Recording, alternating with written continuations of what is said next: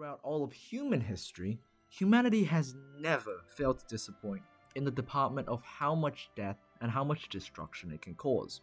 And throughout those years, a lot has changed. Even today, warfare is changing. So it makes it even more surprising that many militaries today still rely on the same basic foundations and principles of militaries from thousands of years ago. And that's what we're going to talk about. The Roman military, how it has influenced today's militaries. But first, let's talk about what had changed from its predecessor. In Greece, if you wanted to serve in the army, or you wanted to fight off the barbarians, the problem was you can't exactly do that. You're only really allowed to fight for your own city, not for the entire state or country.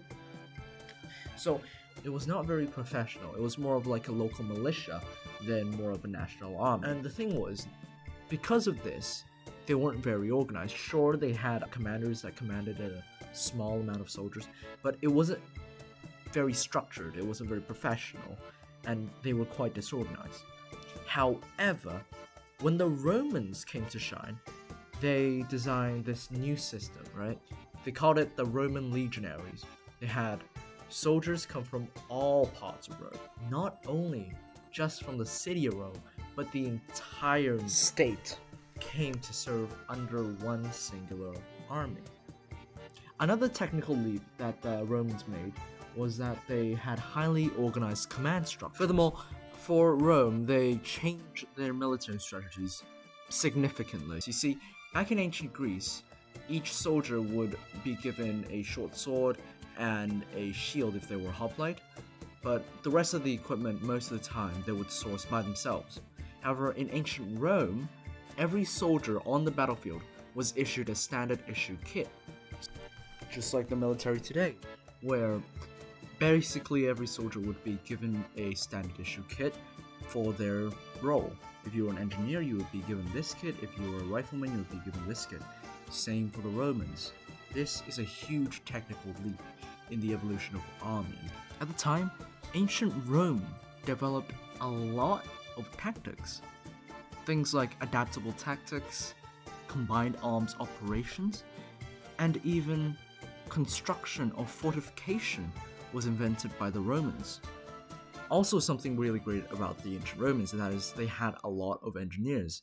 They were really good at engineering. And perhaps the most important change ancient Rome made to militaries and armies was that they allowed you to rise the ranks. Unlike Greece, where your rank was determined by your wealth in society, in ancient Rome, your rank was determined by skill.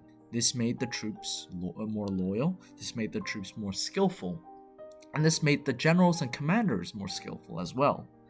Moreover, the Romans valued teamwork more than individual heroism, and this military structure allowed ancient Rome to become the best military the world has ever seen at that time.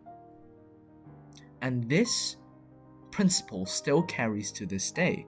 You don't just have some random kid be a commander just because his father was rich. No, the commander has to have experience in the military to get there. It will take a private decades of experience of serving in the military to reach the highest level in the military. In summary, Rome military diverged from its Greek influences through its professional structure, recruitment of non-citizens, adaptable tactics, imperial ambitions, and naval development.